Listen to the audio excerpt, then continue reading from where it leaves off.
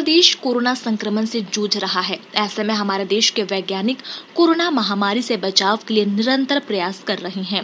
वहीं सरकार भी कोरोना संक्रमण को कम करने के लिए लॉकडाउन का सख्ती से पालन करने की बार बार अपील कर रही है।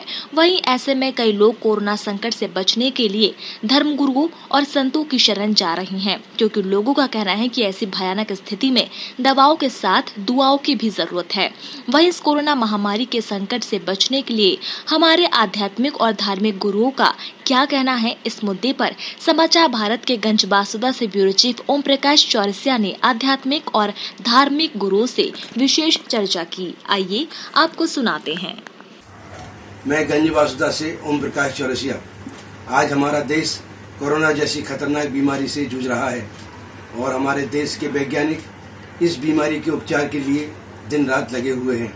इस समय लॉकडाउन ही एकमात्र उपचार है। हमारे शास्त्र कहते हैं संकट की घड़ी में ईश्वर ही हमारी रक्षा कर सकता है। आज हम जानना चाहते हैं हमारे शास्त्र और धर्मगुरुओं से कि वह क्या कहते हैं।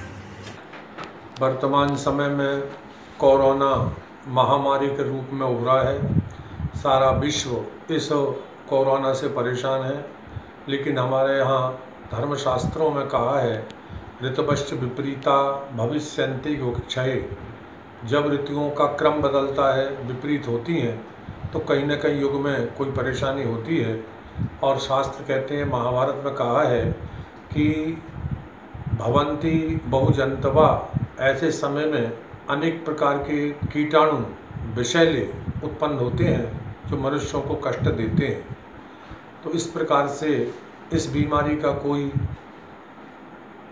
मेडिकल में उपचार तो संभव अभी है नहीं, लेकिन अध्यात्म का आश्रय लेकर हम सब इससे बच सकते हैं। अध्यात्म का आश्रय है आत्मशक्ति को बढ़ा देना। मनुष्य की आत्मशक्ति बढ़ जाए तो बड़ी बड़ी बीमारियों से वो युद्ध कर सकता है।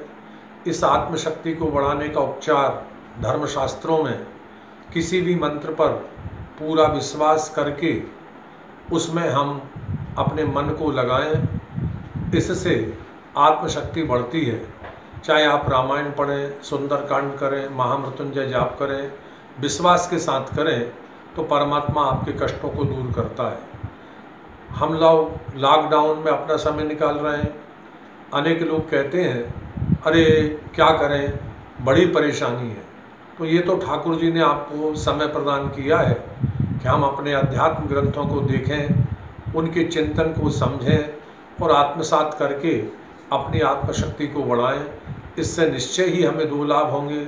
आत्मशक्ति बढ़ेगी, समय का सदुपयोग होगा।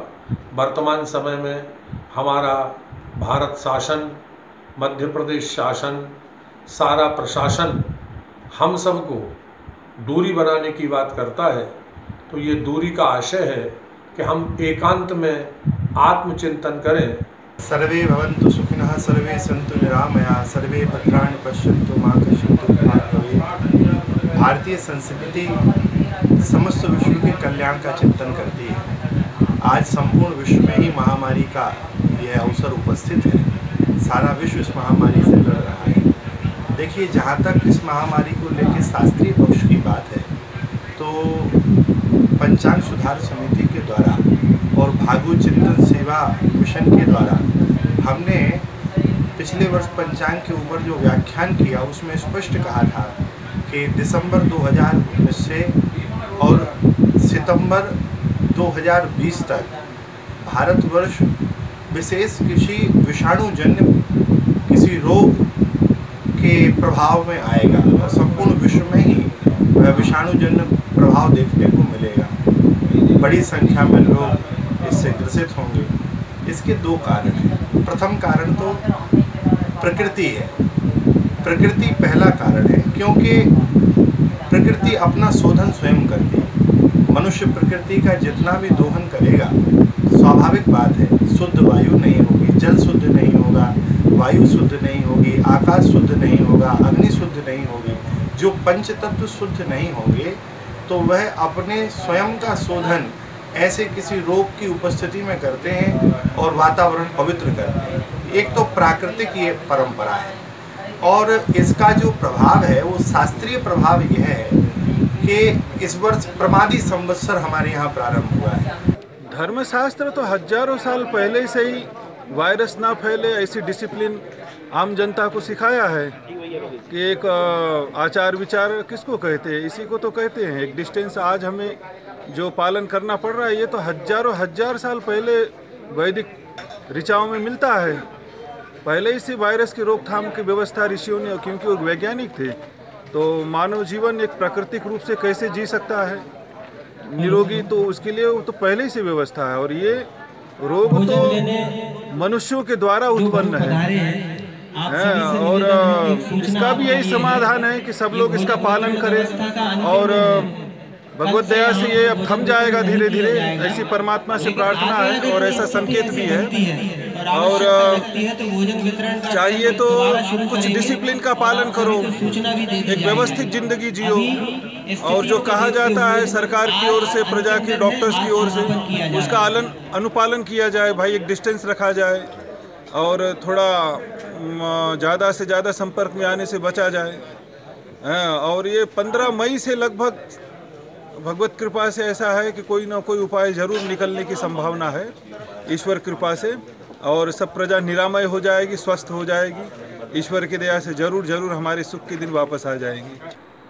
कोविड-19 या कोरोना जैसा जो संक्रमण है न केवल विदेशों में, आज हमारे देश, हमारे नगर, हमारे आसपास के वातावरण को भी प्रभावित कर रहा है।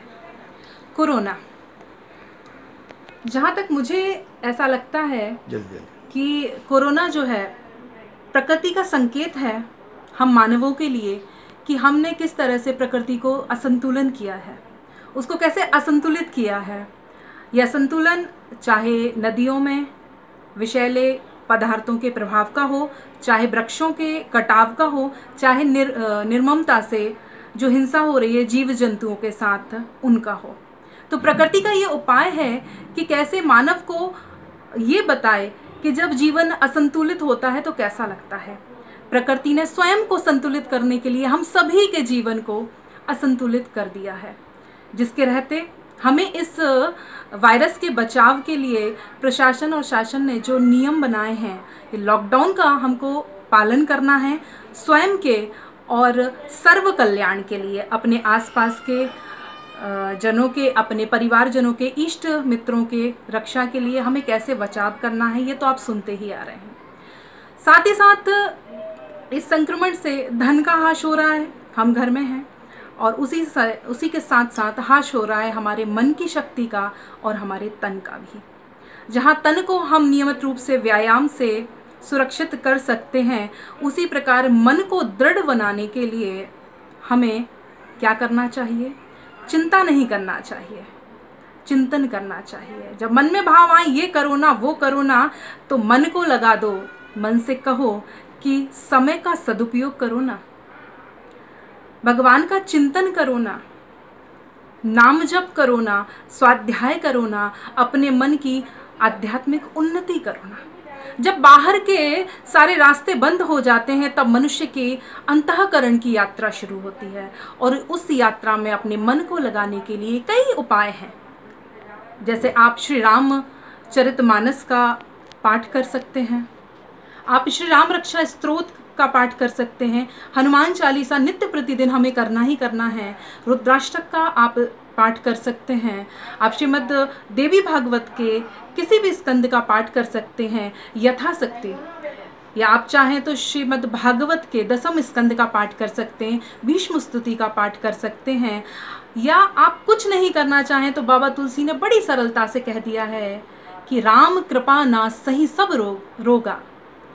तो राम की कृपा या अपने इष्ट की कृपा, अपने श्याम की कृपा को प्राप्त करने के लिए आप नाम जप कर सकते हैं, क्योंकि भागवत में लिखा है कि नाम संकीर्तनम यशा सर्व पाप प्रणाशनम प्रणामी दुख समना तम नमामि हरि परम।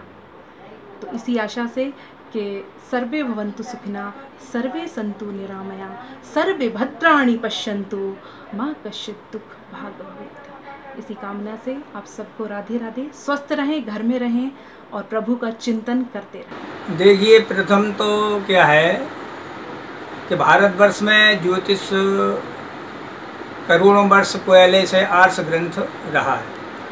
उसमें 6 कल्प हैं, संहिता आदि, होरा, स्कंद और उसके अंतर्गत आने वाली जो मेदिनी संहिता नाम का जो ग्रंथ है, जिसमें प्रकृति और प्रकृति की भौगोलिक अवधारणा जो है उसका स्पष्ट वर्णन मिलता है। लेकिन भारतवर्ष में थोड़ा सा दुर्भाग्य है कि जो वेधशाला हैं वे अति प्राचीन हैं।